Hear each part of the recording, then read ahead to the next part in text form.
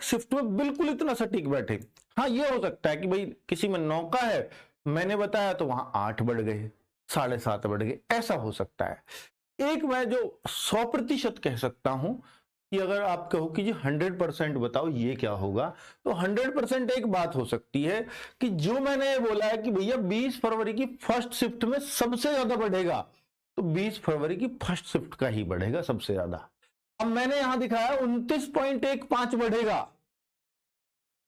तो ऐसा हो सकता है कि ये बढ़े 15 ही, और बाकियों का फिर इससे कम ही बढ़ेगा। समझ रहे हो ना, मैंने एक क्रम लगाया है। आप देखिए कि भाई ये सबसे हार्ड है तो वो सबसे ही हार्ड होगी। अगर सबसे ज्यादा किसी शिफ्ट को फायदा होगा तो उसी को होगा। ऐसा नहीं हो सकता 20 फरवरी की फर्स्ट शिफ्ट के अलावा किसी और शिफ्ट को फायदा हो जाए, ये नहीं होगा। इतने डेटा के साथ तो बिल्कुल नहीं होगा। ठीक है, अब 20 फरवरी की थर्ड शिफ्ट 25.65 जो बढ़ रहा है, अगर ये इस तरह से नॉर्मलाइजेशन करें कि भाई किसी का घटाना नहीं है, अगर ये घटने और बढ़ने दोनों पे चला जाता है तो ये लगभग आधे हो जाते हैं कि 15-14, फिर किसी के 14 घटेंगे भी, ऐसा भी होगा। तो घटने वाला तो अब एसएससी रूल फॉलो करती ही नहीं, क्योंकि घटने पे बच्चे को दुख ज्यादा होता है। तो इसलिए बढ़ने बढ़ने वाले पे गए तो चांसेस यही होंगे किसी एक शिफ्ट में 29-30 भी बढ़ रहे होंगे, और वो 20 फरवरी की फर्स्ट शिफ्ट होगी, सबसे हार्ड शिफ्ट माना गया है। इसमें बच्चों का 89.56 ही एवरेज आ रहा है। अब आप देखो 20 फरवरी की थर्ड शिफ्ट में इतना है, और 21 फरवरी की शिफ्ट 2 में 24.79 का नॉर्मलाइजेशन है। और ये डेटा है हमारे पास कि कितने कितने कैंडिडेट्स हमें हर शिफ्ट में मिले हैं। शायद ही आपको किसी के पास इतने हर शिफ्ट में कैंडिडेट्स मिलते हों। ये आपका मैं शुक्रिया अदा करता हूं कि भैया आपने हमें नॉर्मलाइजेशन देने का या करने का, अगर हम कर पा रहे हैं, कुछ अंदाजा लगा पा रहे हैं, तो सिर्फ आपकी बदौलत है।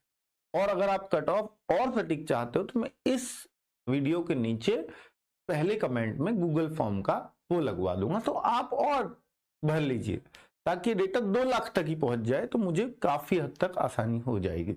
ठीक है, बाकी आपकी मर्जी है, बाकी इतना भी काफी है बहुत सारी चीजें बताने के लिए। 21 फरवरी, अब आप देखिए बच्चों अपनी शिफ्ट ढूंढ लीजिए, और मैंने आपको ये बताया है कि इतने इतने मार्क्स बढ़ेंगे।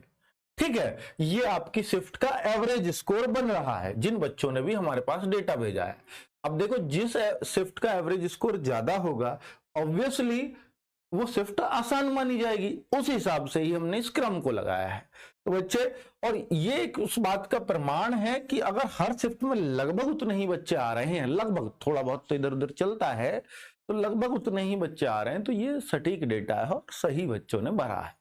ठीक है, तो यहां पर अगर मैं दिखाऊं कि भाई एवरेज मार्क्स क्या चल रहे हैं, तो वो भी देख लीजिएगा, और नॉर्मलाइजेशन कितना कितना किस शिफ्ट में मिल रहा है, तो आप प्लीज इसको देख लीजिएगा। मैं साइड इसलिए हो रहा हूं ताकि आप ये स्क्रीनशॉट ले पाए।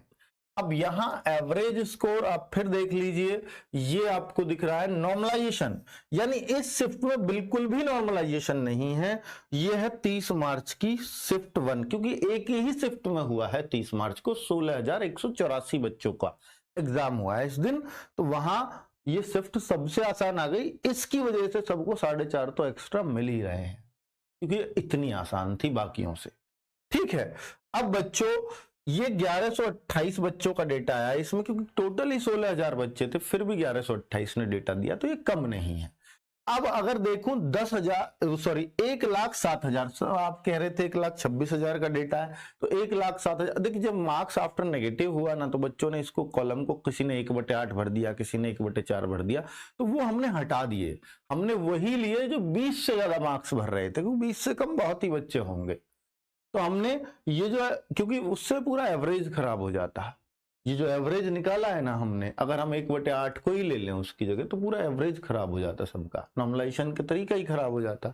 तो इसलिए बच्चों हमने जो मार्क्स लिए हैं वो 20 से लेकर के और 155 तक के बच्चों को ये माना कि ये रियल है करीब करीब। हाँ, इस बीच में भी हो सकता है कि 2% बच्चे बदमाशी कर गए हों, पर बच्चों उसका कुछ नहीं किया जा सकता। हमने अपनी तरफ से पूरा सटीक लाने की कोशिश की है, पर असामाजिक तत्व कहीं भी नहीं रुकते हैं। ठीक है, तो 1,07,000 बच्चे इस तरह के मिले 1,26,000 में से, तो हमने उन पे ये एनालिसिस किया हर शिफ्ट का। तो बच्चों इस वीडियो का उद्देश्य आपको सिर्फ नॉर्मलाइजेशन में आपका स्कोर बताना था। अब जो हम कट ऑफ बताएंगे भाई वो विद नॉर्मलाइजेशन ही बताएंगे, या ये भी बता सकते हैं कि आपके अब ये इतना स्कोर चल रहा है, तो फिर वो हमें शिफ्ट वाइज बताना पड़ेगा कि इस शिफ्ट में इतना काफी है, इस शिफ्ट में इतना काफी है, फिर वो स्टेट वाइज भी बताए, तो भाई वो बहुत मुश्किल हो जाएगा। इसलिए अब हमें जो कट ऑफ लगानी पड़े, अगर मान लीजिए वो 135 लगानी पड़े या 130 भी फिजिकल के लिए लगानी पड़े, तो आपको ये ध्यान रखना है कि भैया नॉर्मलाइजेशन ही जब इतना मिल रहा है तो ऑब्वियसली कट ऑफ तो हाई जाएगी। ठीक है, तो इतना माइंड सेट कर लीजिए और ये मत सोचिएगा कि पिछली बार से 3 नंबर ज्यादा बढ़ेगी या 2 नंबर ज्यादा बढ़ेगी। उसका कारण है क्योंकि देखो नॉर्मलाइजेशन का आपको नहीं पता था कितना बढ़ने वाला है। अब मैंने आपको बता दी जब इतना बढ़ने वाला है तो कट ऑफ फिर 1-2 नंबर नहीं बढ़ेगी, वो काफी फर्क आ सकता है पिछली बार से। ठीक है बच्चों, नमस्कार, धन्यवाद।